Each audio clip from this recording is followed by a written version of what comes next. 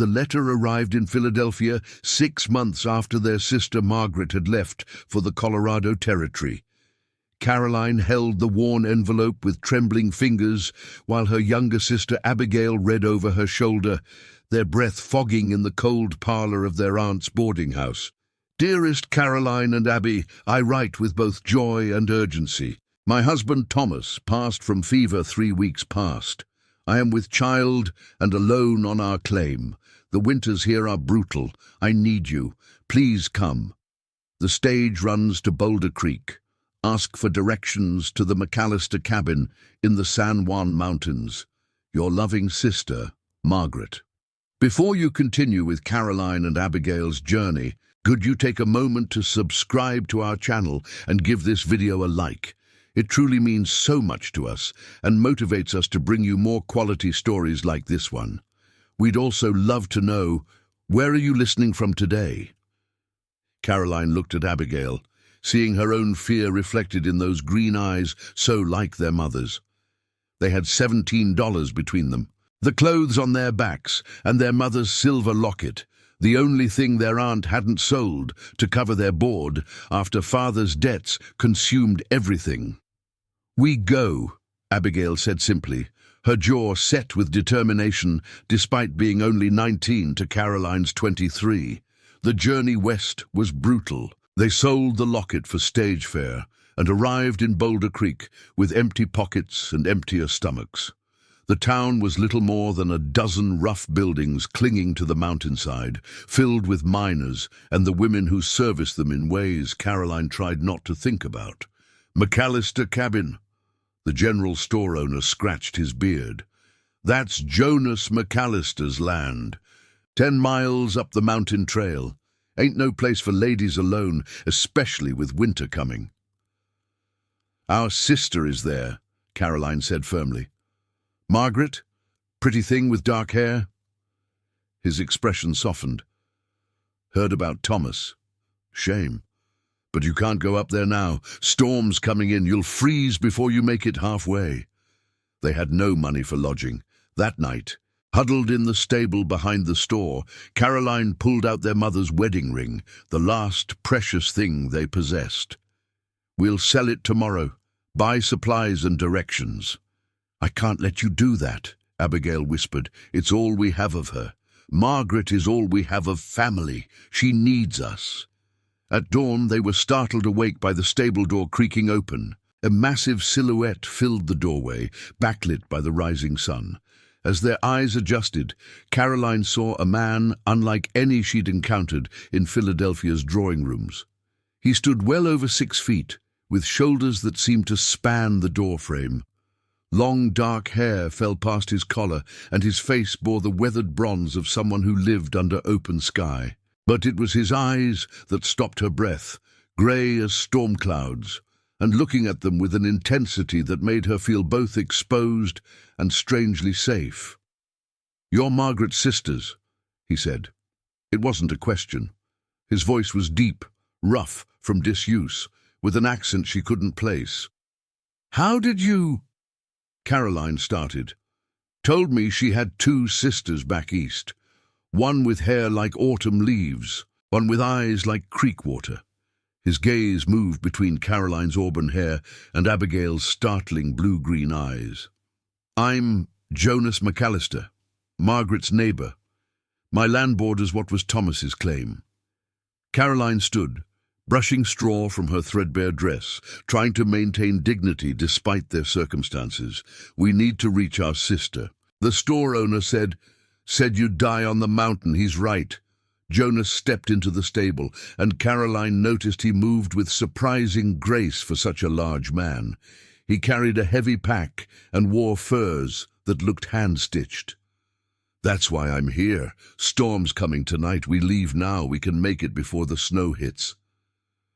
"We have no money to pay for a guide," Caroline said, hating how her voice wavered. Jonas's eyes dropped to her hand, where she clutched their mother's ring. "Gold isn't what's needed here." He met her gaze directly. 2 more hands to help Margaret. That's payment enough. Your sister's been alone too long." Something in his tone made Caroline's throat tighten. "You've been helping her." "When she lets me, stubborn woman." A ghost of a smile touched his hard mouth. "Runs in the family, I'm guessing." They climbed for hours. Jonas led them up trails Caroline could barely see, moving with the certainty of someone who knew every rock and route. He carried both their small bags in addition to his pack, refusing their protests. When Abigail stumbled, he caught her before she fell, his large hand gentle on her elbow. "Watch for roots," he said. "Mountains got tricks." The sky darkened to steel as they climbed higher. Caroline's lungs burned in the thin air, and her legs trembled with exhaustion. She wouldn't complain, wouldn't be the weak Eastern woman he probably expected. But when she tripped over an exposed root, Jonas was there, his arm around her waist, steadying her. "Go slow," he said quietly. "Mountain's not going anywhere." His touch was brief, but Caroline felt the warmth of it through her thin dress long after he released her. She glanced at Abigail and saw the same startled awareness in her sister's face. They reached the cabin just as the first snow began to fall.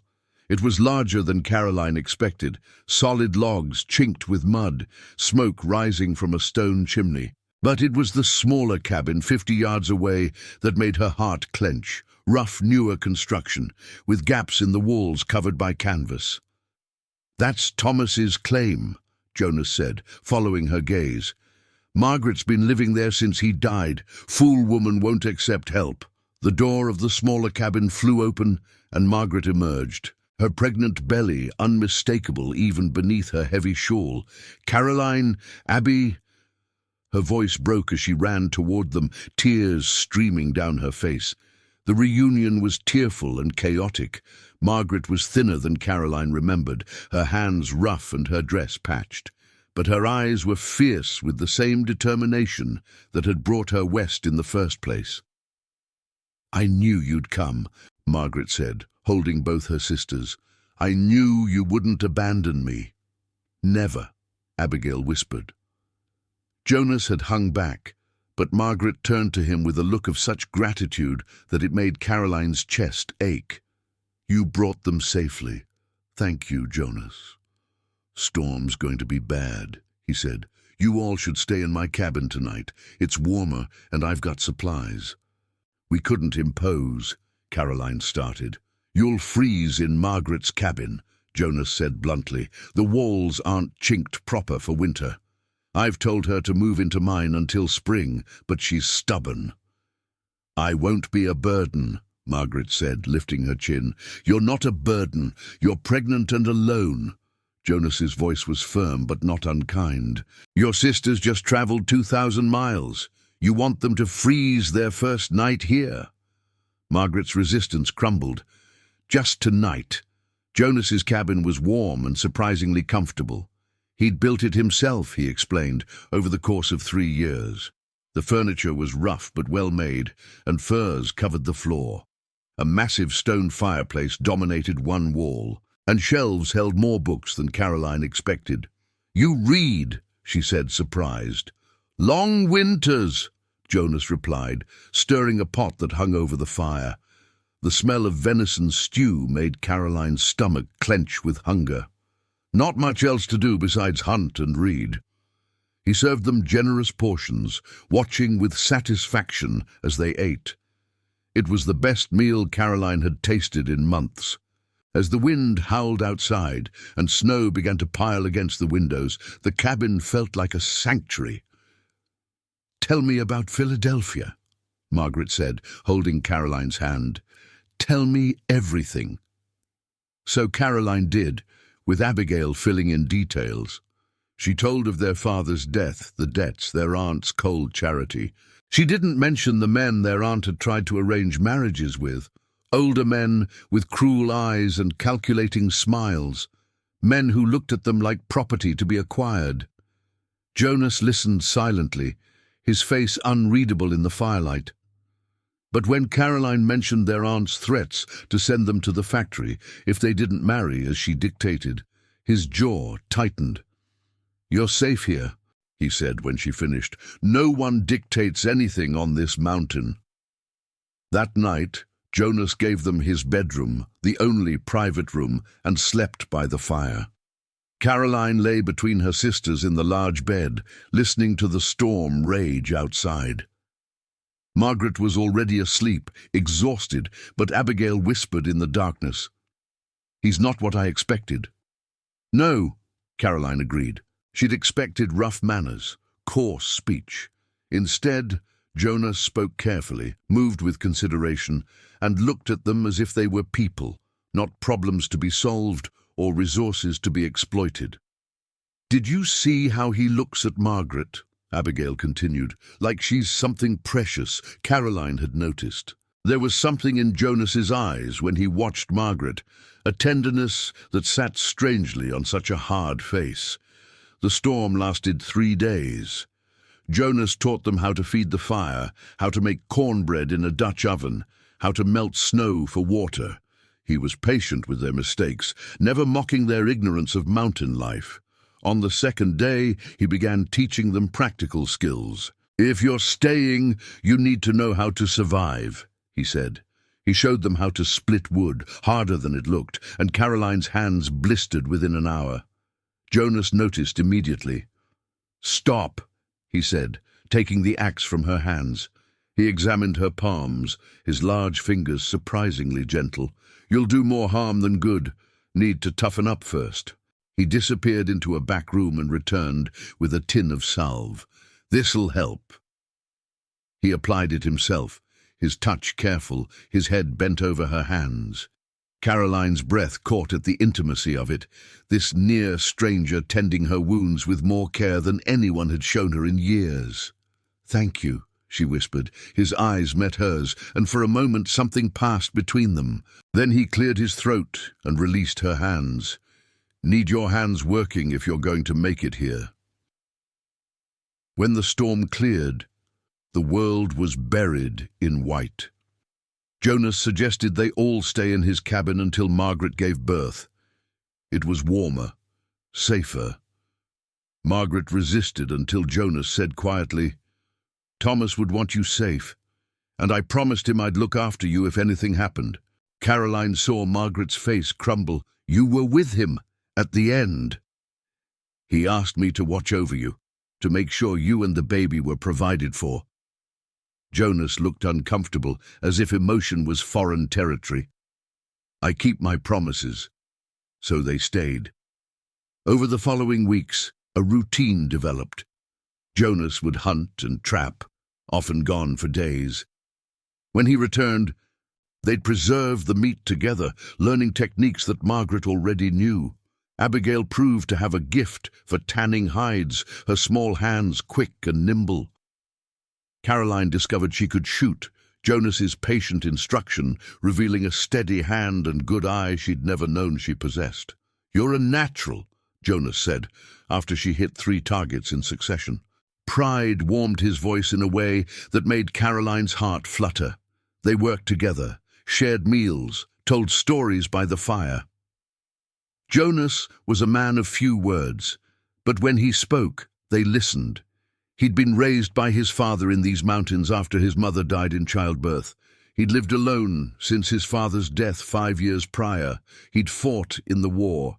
"For the Union," he said simply, and come back to the only place that felt like home. "Don't you get lonely?" Abigail asked one night. Jonas was quiet for a long moment. "Was lonely," he said finally, his eyes moving to Margaret, then to Caroline, then to Abigail. "Not anymore." Winter deepened. Margaret's belly grew, and Caroline found herself watching Jonas with increasing awareness.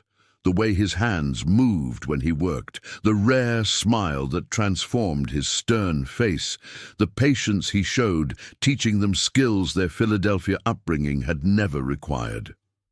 She wasn't alone in her attention. She caught Abigail watching him too, color rising in her cheeks when Jonas helped her carry water or praised her work with the hides. There was no jealousy between the sisters, only a shared recognition that Jonas McAllister was unlike any man they'd known. He treated them as equals, not possessions. He taught them to be strong, not obedient. And he looked at them, really looked, as if they were people worth knowing. Margaret noticed. One night when Jonas was out checking his traps, she cornered both sisters. "I see how you look at him." Caroline felt heat flood her face. "Margaret, He's a good man," Margaret interrupted. "The best I've known. When Thomas died, Jonas carried me through grief I didn't think I'd survive. He's been hunting for two, sharing his supplies, asking nothing." Her eyes were knowing. "And I see how he looks at both of you, like you're miracles he didn't expect." "That's improper," Abigail protested weakly. "This isn't Philadelphia," Margaret said firmly. "This is the mountain, different rules. Out here survival matters more than propriety. Kindness matters more than breeding. And love," she paused, "love matters most of all." "We barely know him," Caroline said. "You know he's strong. You know he's honorable. You know he sees you as women worth saving, not problems to be solved." Margaret's hand rested on her belly. "That's more than most women ever get to know about the men they marry." The conversation haunted Caroline. She watched Jonas differently after that, seeing not just his strength, but his loneliness. He'd built this life alone, carved a home from wilderness, and asked for nothing in return. What would it be like to be loved by a man like that? To be chosen not for dowry or connections, but for yourself? One morning, Caroline woke before dawn and found Jonas already up, reading by candlelight. She'd been having nightmares about Philadelphia, about the factory and the men her aunt had threatened her with. "Can't sleep?" Jonas asked softly, not wanting to wake the others. Caroline sat near the fire. "Bad dreams." Jonas was quiet, then said, "I get those too. From the war. Things I saw, things I did." He closed his book. "The mountain helps. The quiet, the work. Gives the mind something better to do than remember." "Does it ever stop? The dreams?" "No, but they get quieter." He looked at her with understanding that went bone deep. "You're safe here, Caroline. Whatever scared you in Philadelphia, it can't reach you on this mountain." "How can you be sure?" "Because I won't let it." Simple words, but spoken with such conviction that Caroline believed him. They sat in comfortable silence as dawn broke. Jonas made coffee, strong and bitter, and they watched the sun paint the snow gold through the window. It was peaceful in a way Caroline had never experienced. No judgment, no expectations, just existence. "Thank you," she said softly, "for everything, for bringing us here, for sharing your home, for treating us like—" She paused, searching for words. "Like people," Jonas supplied. His eyes met hers. "That's all you ever were, Caroline. All any of you were. Your worth isn't in what you can give or what you can do. It's in who you are." Something cracked open in Caroline's chest. In Philadelphia, she'd been a burden, a mouth to feed, a problem to be solved through marriage. Here, on this mountain, with this strange, solitary man, she was simply herself. And that was enough. Margaret's labor came on a bitter February night. The wind howled like a living thing, and snow fell so thick they couldn't see 10 feet from the cabin. Margaret's screams cut through the storm as Caroline and Abigail did their best with hands that shook and hearts that raced. Jonas had delivered foals and calves, but never a human child. Still, his hands were steady as he helped, his voice calm as he encouraged Margaret through each contraction. "You're strong," he kept saying. "You've got this. You're the strongest woman I know." It took hours, terrible, bloody hours where Caroline feared they'd lose Margaret and the baby both. But finally, as dawn broke clear and cold, a baby's cry split the air. A girl, small but fierce, with Margaret's dark hair and Thomas's blue eyes. "Grace," Margaret whispered, cradling her daughter. "Her name is Grace." Jonas stepped back, his face transformed by a smile of such pure joy that Caroline's breath caught. This hard man, this mountain warrior, stood with tears tracking down his weathered cheeks as he looked at the new life they'd all fought to bring into the world. "She's perfect," he said roughly. "Just perfect." In the aftermath, exhausted and emotional, Caroline found herself outside, breathing the cold air and trying to process everything. Jonas found her there, wrapped in furs, staring at the mountain peaks turned gold by the rising sun. "You did good," he said. "Both of you. Margaret couldn't have done it without you." "I was terrified," Caroline admitted. "I thought we'd lose her. Fear's good. Keeps you sharp. It's panic that kills." Jonas stood beside her, solid and warm in the cold morning. "You didn't panic. You did what needed doing. That's courage." Caroline turned to look at him. Really look at him. This man who'd taken in 3 desperate women, who'd shared his home and his food, who'd asked for nothing in return. "Why did you help us?" Jonas was quiet for a long moment. "My mother died having me. My father raised me alone, and it half killed him with the grief and the work. When Thomas died and left Margaret pregnant," he trailed off. "I couldn't let her go through what my father went through, what my mother didn't get to see, her child growing up." "That's not the whole reason," Caroline said softly. Jonas met her eyes, and in them she saw loneliness vast as the mountains. "No," he admitted. "The whole reason is that for 5 years I've lived in this cabin alone. Told myself it was enough, that I didn't need anything else. Then Margaret moved next door with Thomas, and I remembered what it was like to hear laughter, to share a meal, to have someone to talk to besides myself and the sky." His voice dropped. "And then you and Abigail came, and this cabin that felt so empty started feeling like a home." Caroline's heart hammered. "Jonas, I'm not asking for anything," he said quickly. "You're safe here for as long as you want to stay. No expectations, no obligations. But I need you to know—" He paused, as if the words were being pulled from somewhere deep. "You're not property, any of you. You're people worth knowing, worth keeping safe, worth—" He stopped, jaw working. "Worth what?"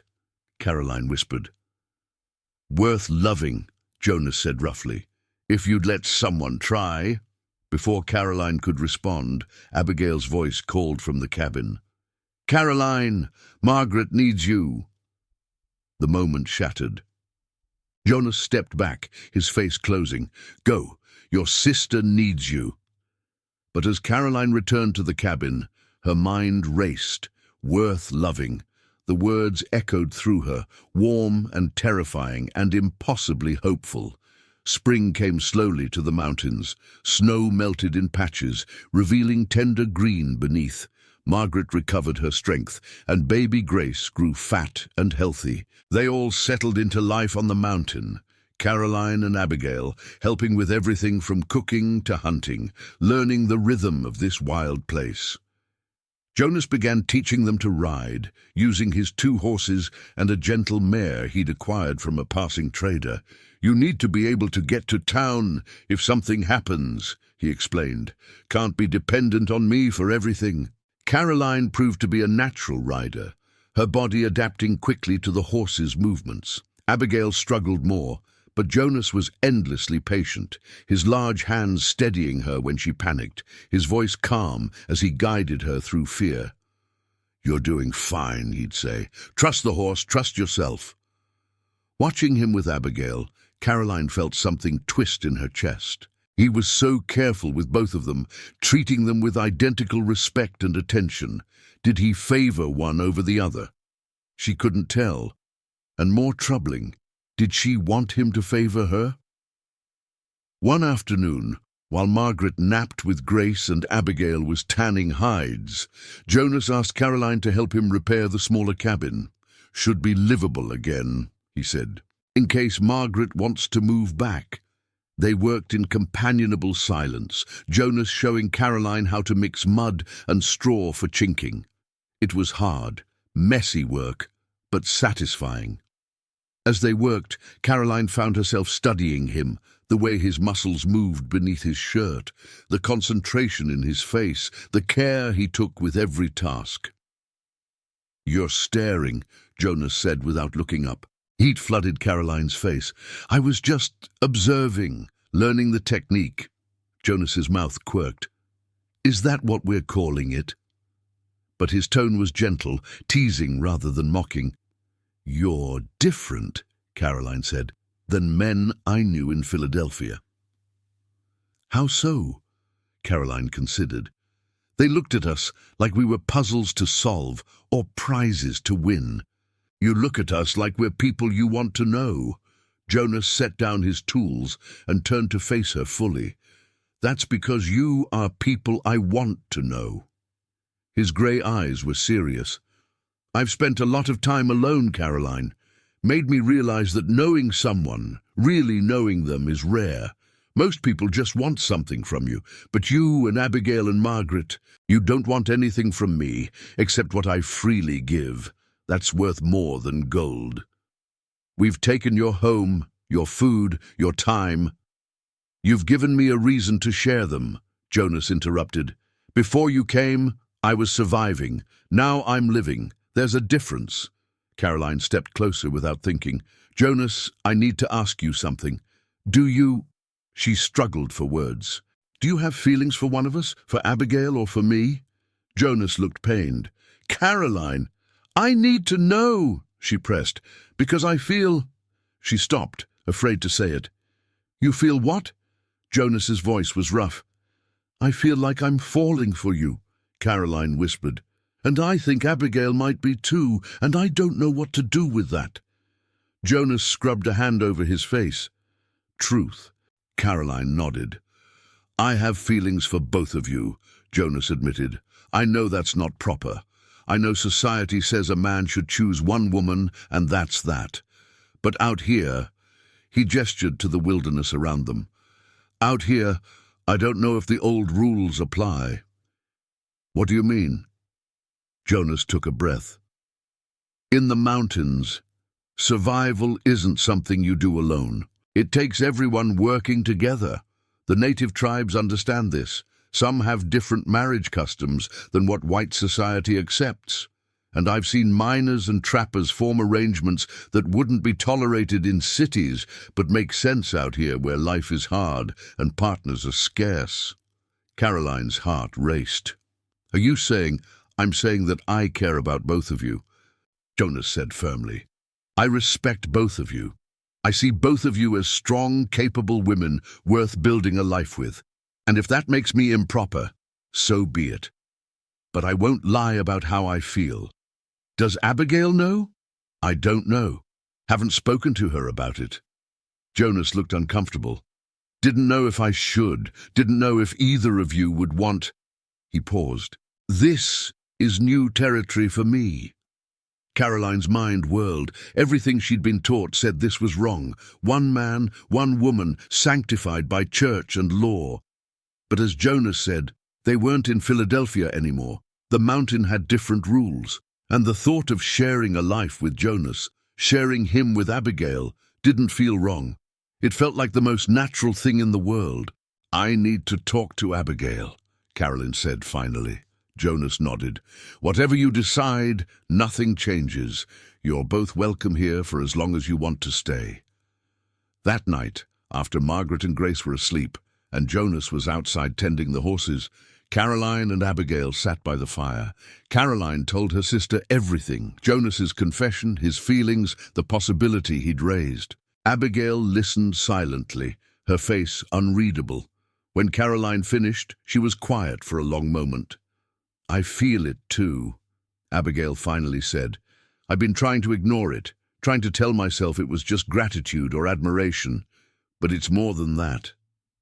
She looked at Caroline. "I'm falling for him, and I felt terrible because I knew you were too." "What if we didn't have to choose?" Caroline said carefully. "What if Jonas is right? What if out here we can make our own rules? Abigail's eyes widened. I mean, what if we both stayed? What if we built a life together, all three of us? Caroline took her sister's hand. We've always faced everything together, Abby. Every hardship, every loss. Why should this be different? Society would call it shameful. Society told us to marry men who would own us like property, Caroline countered. Society told us we had no value beyond our ability to produce heirs. Society threw us away when we became inconvenient. She squeezed Abigail's hand. I don't care what society thinks anymore. I care about being happy, being safe, being with people who value us. Jonas offers all of that. Abigail was quiet, then said, What about you and me? If we both married him, we'd be sharing. We'd be together, Caroline interrupted. Like we've always been. Maybe that's not such a terrible thing. Tears welled in Abigail's eyes. I don't want to lose you. If one of us married him and the other didn't, we'd be separated again. I couldn't bear that. Then maybe this is the answer, Caroline said softly. Maybe this is what we were meant to find here. Not just safety, but a life we choose, together. They talked long into the night, working through fears and questions, imagining possibilities. By the time they crawled into bed, they'd reached a decision. They'd talk to Jonas tomorrow. They'd see if the fragile possibility he'd raised could become reality. But the next morning, everything changed. Caroline woke to shouting. She rushed outside to find Jonas facing 3 rough-looking men on horseback. They were armed, and their eyes swept over the cabin with calculation that made her blood run cold. Nice setup you got here, McAllister, the leader said. He was a bull of a man with a scarred face and cruel eyes. Heard you've taken in some women. That true? My business is my own. Gaines, Jonas said coldly. His hand rested on the rifle he'd grabbed. And you're trespassing. Get off my land. Touchy. Gaines grinned, showing missing teeth. Just heard there were some pretty eastern girls up here. Thought maybe they'd like some real men for company instead of a mountain hermit.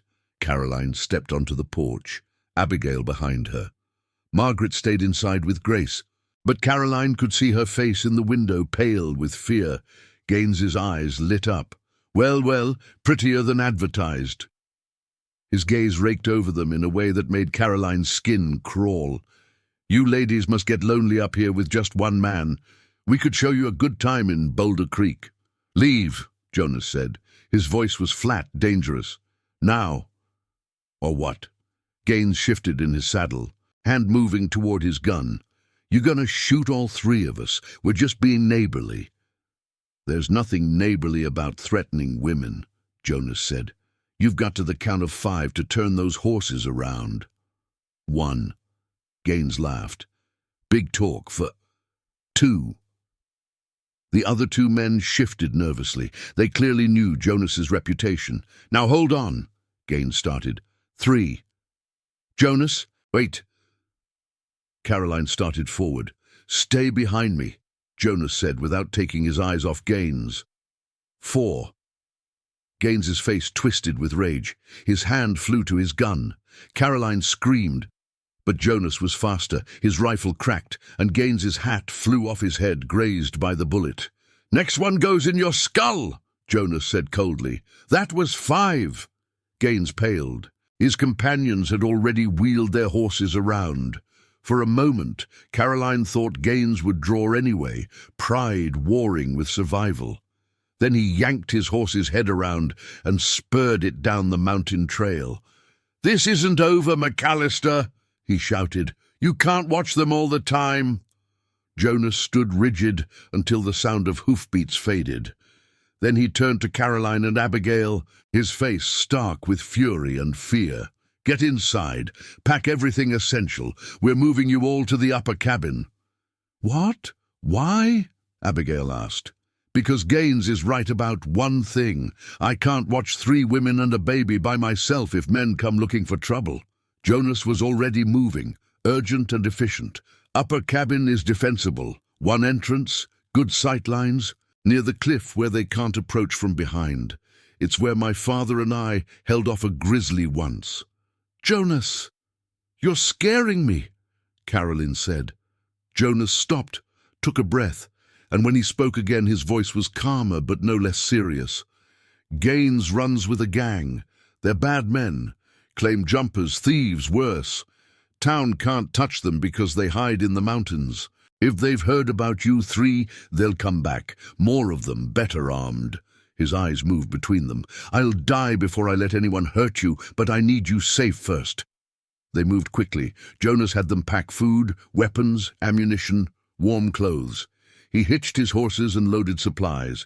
The upper cabin was an hour's hard climb up a narrow trail. Jonas had built it as a hunting shelter, but it was solid stone and timber, perched on a ledge with a clear view of the approaches. It took 3 trips to move everything. Margaret protested being separated from her claim, but Jonas was adamant. "Your daughter's safety comes first. Everything else we can rebuild." The upper cabin was smaller than Jonas's main cabin, but as he'd said, it was defensible. There was a small spring nearby for water, and the location was known to very few. Jonas showed them how to bar the heavy door from inside, how to shoot through the narrow windows, how to signal him if danger came.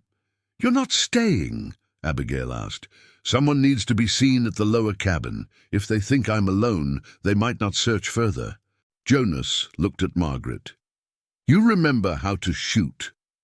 Margaret nodded. "Thomas taught me." "Good." Jonas left them 2 rifles and plenty of ammunition. "I'll be back every evening. If I'm not back by dark, bar the door and don't open it for anyone but me.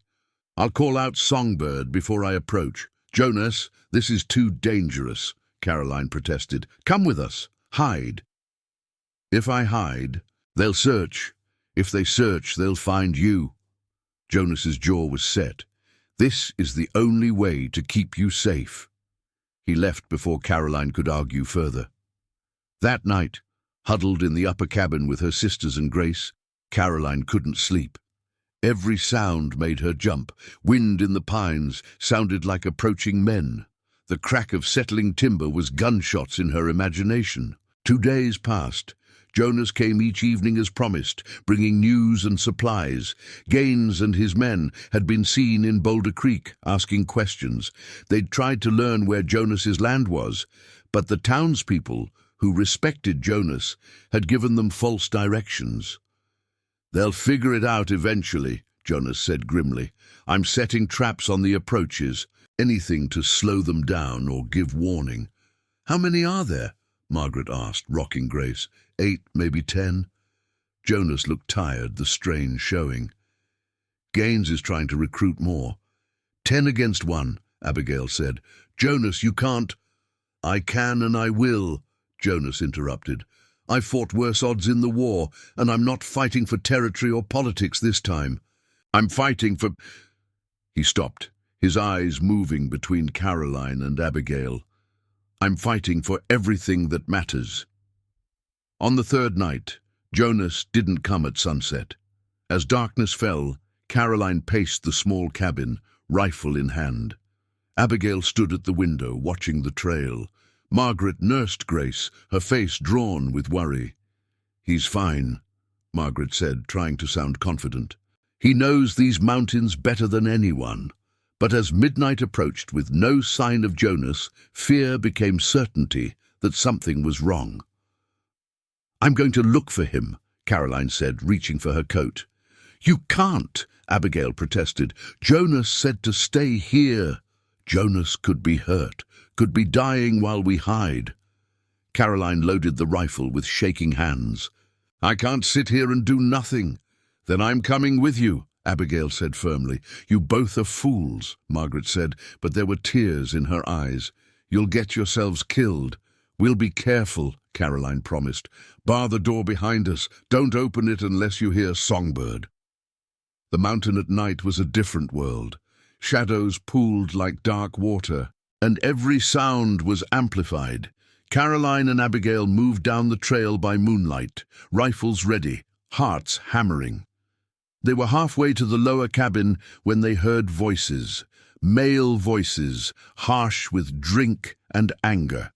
Caroline grabbed Abigail's arm, and they crept off the trail, hiding behind a jumble of boulders. "McAllister's cabin is empty," one man was saying. "Gaines thinks he moved the women to the cliffs." "Then we searched the cliffs," another replied. "Gaines wants those women. Says once we break the mountain man, we can take what we want." "What about McAllister?" "Gaines has him. Caught him in one of his own traps, if you believe it. Smashed his leg good. He's down at the lower cabin, bleeding out while Gaines decides whether to finish him or make him watch what we do to his women." Caroline's blood turned to ice. Jonas was captured, injured, dying. The men moved on, heading toward the cliffs. As soon as they were out of sight, Caroline turned to Abigail. "We have to save him." "There are too many," Abigail whispered. "We need help. By the time we get to town and back, Jonas will be dead." Caroline's mind raced. "But if we're smart, we don't need to fight them all. We just need to free Jonas." How? Caroline thought of everything Jonas had taught them: tracking, shooting, moving silently. "We create a distraction, draw them away from the cabin, then get Jonas out." "That's insane," Abigail said. "Do you have a better idea?" Abigail was quiet, then shook her head. "What do you need me to do?" They moved carefully through the darkness. At the lower cabin, lamplight spilled from the windows. Caroline could hear men inside, laughing and drinking. She positioned Abigail behind trees 50 yards from the cabin, where she had a clear shot at the door. "When I start the fire, they'll come running out," Caroline whispered. "You shoot to scare, not to kill. Aim high. Keep them pinned down. I'll get Jonas out the back." "Caroline, if something happens—" "It won't." Caroline hugged her sister fiercely. "We're going to save him. Together." She circled to the back of the cabin, where Jonas's woodpile stood. She'd learned to start fires the hard way over the winter. Now she used every trick Jonas had taught her. She soaked wood shavings in lamp oil from Jonas's shed, built a careful structure, and lit it with shaking hands. The flames caught quickly, spreading to the woodpile. Within minutes, the fire was roaring, dangerously close to the cabin's back wall. Caroline heard shouts inside. "Fire! The cabin's burning!" Men poured out the front door. Abigail's rifle cracked, and splinters exploded from the doorframe. The men scattered, returning fire blindly into the darkness. Caroline slipped through the back door into chaos. Smoke filled the room. Through the haze, she saw Jonas tied to a chair, blood soaking his leg, his face battered but his eyes still fierce. "Caroline," his voice was hoarse. "What the hell?" "Saving you," Caroline said, sawing at the ropes with Jonas's own knife. "Don't argue. There are 10 men." "I know. Abby's keeping them busy." The ropes parted. Jonas tried to stand and collapsed. His leg was clearly broken, bone jutting at a wrong angle through torn flesh. Caroline fought back panic. She couldn't carry him, but she could support him. "Come on, we're leaving." "Can't walk." "Then crawl." "But we're not dying here." Caroline got under his shoulder, taking as much of his weight as she could. Jonas was twice her size, but adrenaline gave her strength she didn't know she had.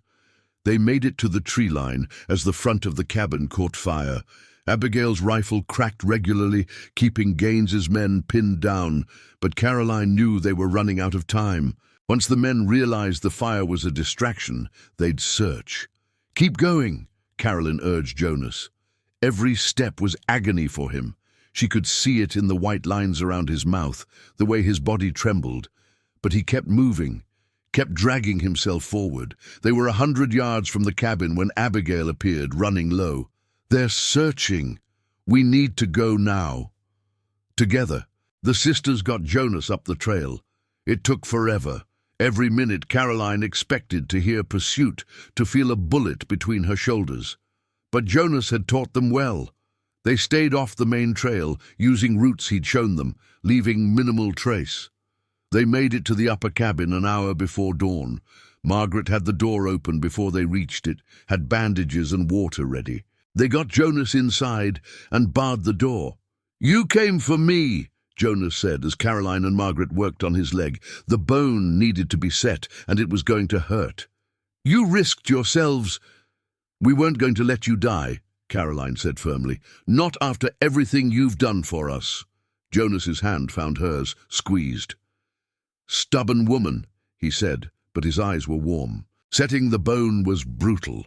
Jonas bit down on a leather strap to keep from screaming as Margaret and Caroline pulled and aligned. Abigail held his shoulders, murmuring encouragement.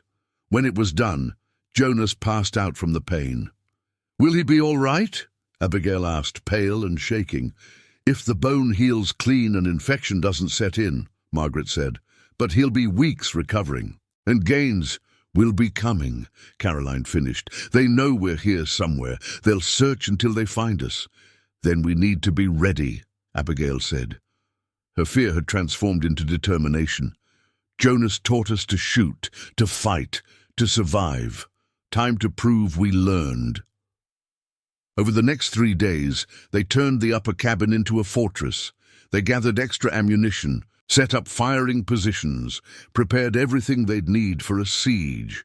Jonas drifted in and out of consciousness, fever from his injury making him delirious. Caroline sat with him during her watch, bathing his forehead with cool water. In his fever, he spoke fragments, memories of the war, his father, his loneliness, and sometimes he'd whisper her name, or Abigail's, with such longing that it made her heart ache. "Don't die," she whispered to him. "Please don't die. We need you. I need you." On the 4th day, Jonas's fever broke. He woke clear-eyed, though weak. Caroline was beside him immediately. "How long?" he rasped. 4 days. Your leg is healing." Caroline helped him drink water. "But Jonas, Gaines's men are searching the mountain. They've been getting closer. We can hear them sometimes." Jonas struggled to sit up. "You need to run. Take what you can carry and head to Boulder Creek. Tell the sheriff."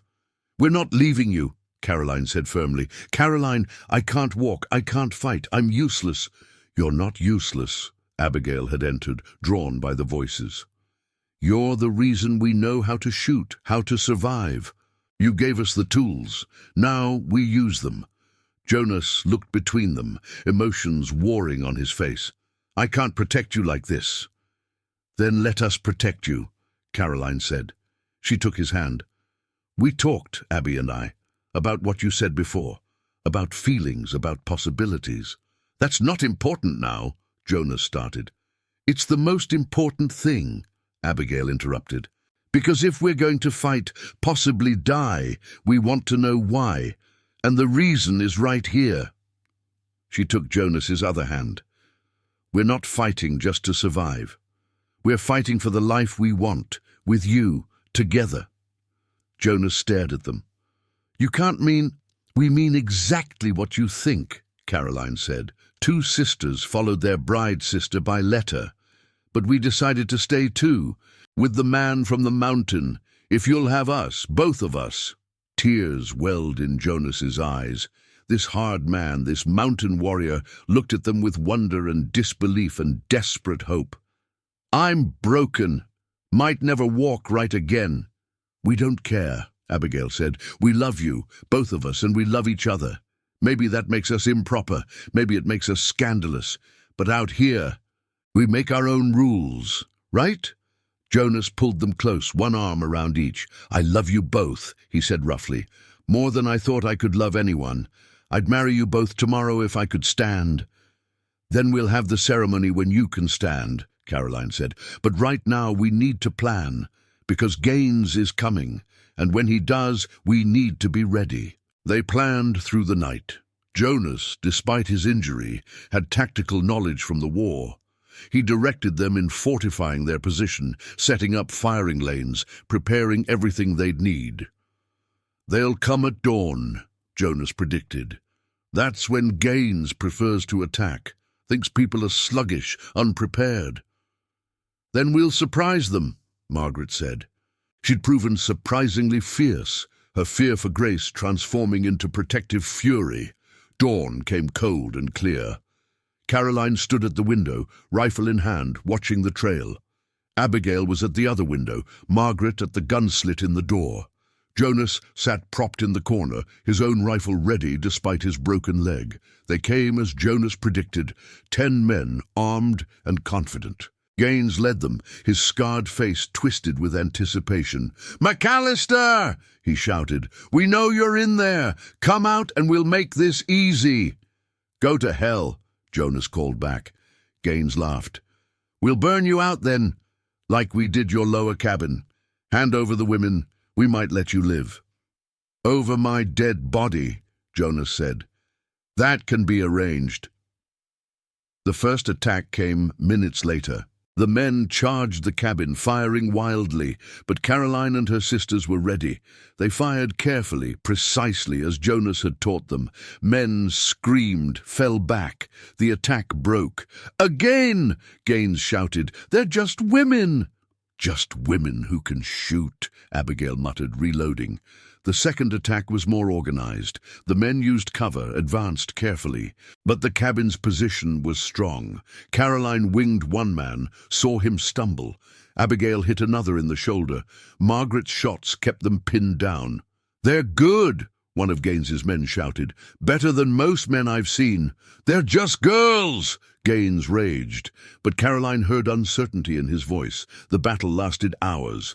Wave after wave, the men attacked. Caroline's arms ached from reloading. Her ears rang from gunfire. Her eyes burned from smoke.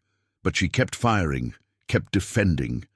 Beside her, Abigail was a steady presence, calm and focused. Margaret protected Grace while shooting with grim determination. And Jonas, despite his broken leg, directed their defense with military precision. "Wait for clear shots. Don't waste ammunition. Make every bullet count." As afternoon wore on, Gaines's men grew increasingly frustrated. 3 were injured, 1 dead. The rest were exhausted and losing heart. "This is insane," one man shouted to Gaines. "They're dug in like army regulars. It's not worth it." "We take that cabin or I'll shoot you myself," Gaines snarled. But even his men had limits. As evening approached, they pulled back, regrouping beyond rifle range. "They'll try again tonight," Jonas predicted. "Probably fire. That's all they have left." "Then we need to end this," Caroline said. A plan was forming. Dangerous, probably stupid, but their best chance. "Jonas, where does Gaines position himself in the attacks?" "Behind that large boulder." "Why?" "Because if we take him out, the others will break. They're following him out of fear, not loyalty." Caroline looked at Abigail. "Can you hit a target at that range in the dark?" "Not reliably," Abigail admitted. "I can," Caroline said. She'd been the best shot all day, her steady hands and good eye proving decisive. "If I can get close enough, I can take the shot." "Absolutely not," Jonas said immediately. "Too dangerous." More dangerous than waiting for them to burn us alive?" Caroline countered. "Jonas, this is our best chance. I go out after dark, circle around, take the shot. When Gaines falls, you 3 fire from the cabin. Catch them in crossfire. They'll break." "If they catch you, they won't." Caroline met his eyes. "You taught me to move silently, to track, to shoot. I learned from the best. Trust me." Jonas looked agonized, but finally he nodded. "At first, full dark. We'll give covering fire to draw attention." He grabbed her hand. "You come back to me. You understand? You come back." "I will," Caroline promised. "I have too much to live for now." As darkness fell, Caroline prepared. She darkened her face with ash, wore Jonas's darkest furs, moved her rifle and ammunition to easy access. Abigail hugged her fiercely. "Be smart," Abigail whispered. "Be safe. Come back to us." "Always," Caroline promised. She slipped out the back of the cabin as Margaret and Abigail opened fire from the front, drawing attention. The mountain at night was her friend now, familiar after months of living here. She moved through shadows. silent as Jonas had taught her, circling wide around Gaines's position. It took an hour to get into position. She could hear the men talking, planning their next attack. Gaines was there, his voice carrying in the still air. "We fire the cabin at midnight. No more games. They burn or they come out, and either way we finish this." Caroline settled behind a fallen tree, checked her rifle, and waited. The shot would be difficult. Darkness, distance, a partially concealed target. But she'd been shooting all day, knew her rifle's pull and kick, knew how to compensate for wind and distance. She thought of Jonas, of Abigail, of the life they'd promised each other. She thought of everything she'd survived to get here, and she steadied her breathing, centered herself, and waited for the perfect moment. Gaines stood, stretching, moving into the open. Caroline breathed out slowly, squeezed the trigger. The rifle cracked. Gaines jerked backward, clutching his chest. He fell. For a moment, shocked silence. Then, chaos. The men scattered as Jonas and her sisters opened fire from the cabin. Caught in crossfire, leaderless, they broke. "Gaines is dead." Someone shouted, "Run!" Caroline stayed hidden as the men fled down the mountain, leaving their dead behind. When silence fell, she worked her way back to the cabin. Jonas met her at the door, using a crutch but standing. He pulled her into his arms, rifle and all, holding her so tight she could barely breathe. "You came back," he said into her hair. "Thank God, you came back." "Told you I would," Caroline said. She was shaking now, the adrenaline leaving her weak and dizzy. "Is it over?" "It's over," Jonas confirmed. "They won't come back. Not without Gaines." Abigail wrapped her arms around both of them, and then Margaret joined, baby Grace between them. They stood there in the doorway, this makeshift family, holding each other as the mountains stretched silent and peaceful around them. Over the following weeks, Jonas healed. His leg would never be quite right. He'd walk with a limp forever. But he was alive. They were alive, and that was all that mattered. They moved back to the lower cabin, which they rebuilt together. Boulder Creek's sheriff came up to investigate and confirmed Gaines and his gang were finished. Most dead, the rest fled the territory.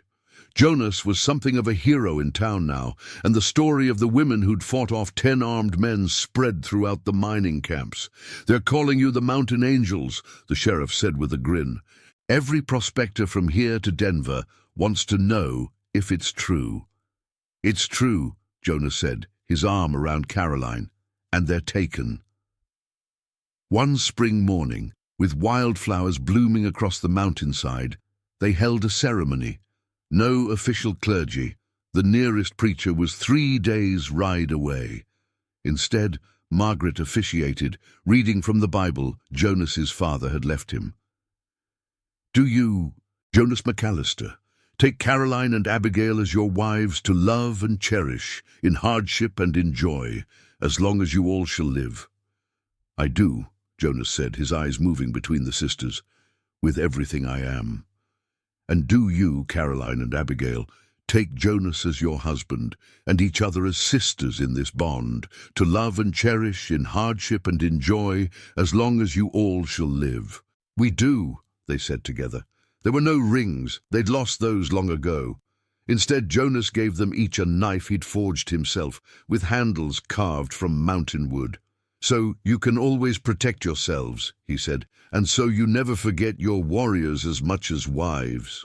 They had a wedding feast with venison and wildberry pie. Grace cooed in her basket, and as sunset painted the mountains gold, they all sat on the porch of the cabin, looking out at the life they'd built. "Do you ever regret it?" Jonas asked the sisters. "Staying here, instead of going back east?" Caroline leaned against him on one side, Abigail on the other. "We followed our sister by letter," Caroline said, echoing the words that had brought them here. "But we decided to stay with the man from the mountain. Best decision we ever made." "Together," Abigail added, squeezing both their hands. "Together," Jonas agreed. Margaret raised her cup. "To family, the one we're born into, and the one we choose. They drank to that as the stars began to appear.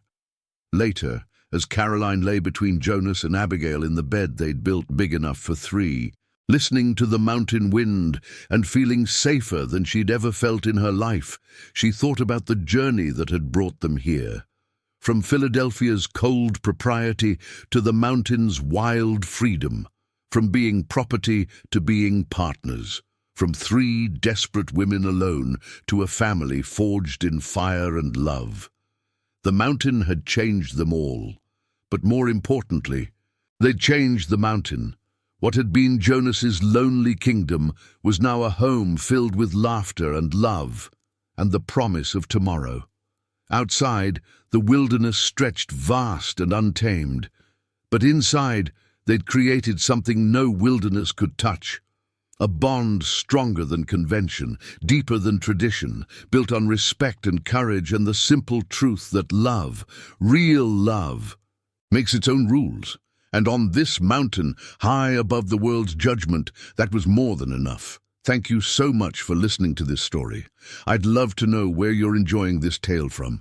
Are you listening at home, during your commute, or perhaps while working? Please subscribe to the From Wild West channel and share your thoughts in the comments below. What did you think of Caroline, Abigail, and Jonas's journey? Your feedback means the world to us.